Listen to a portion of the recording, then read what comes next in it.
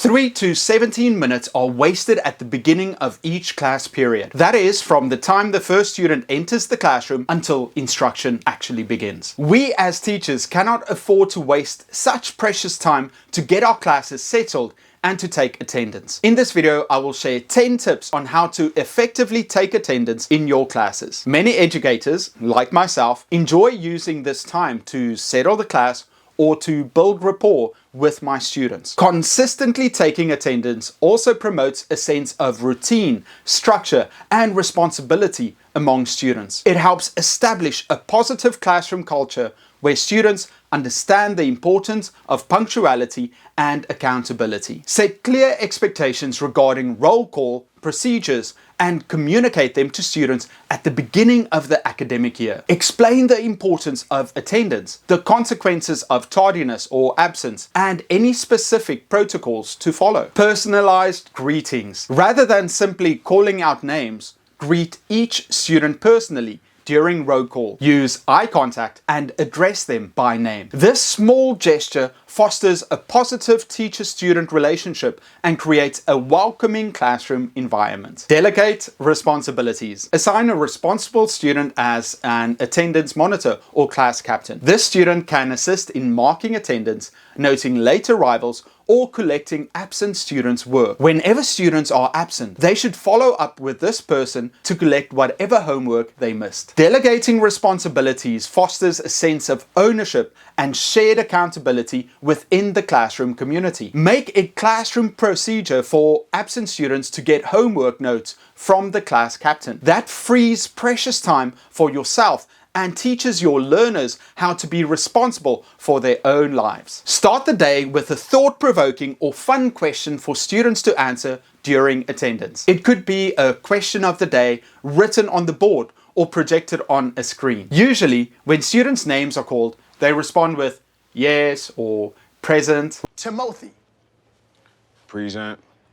Thank you. Rather than doing that, ask them a general question and the students can answer instead of using their names. That helps you check who's in class and also builds rapport. What's your favorite color or animal? Have students tell you what they did the previous weekend. Only one rule: it can't be the same as anyone else. Favorite restaurant or burger? What would they do if you gave them $10? Make sure to tell them that you're not actually going to give them the money. Have students reflect on what they have done or learned in the past week or the previous day. When they are sharing in groups or with a peer, take attendance. It's easier if you already have a seating chart for your class, something I suggest all teachers do if possible. Get students to do an activity such as a survey or mingle while you check attendance. A survey or mingle is when the students have to walk around class and ask one another questions. Tell your students to write down 6 questions. You can write them on the board for them to copy or give them examples and let them think of their own. Then they mingle around class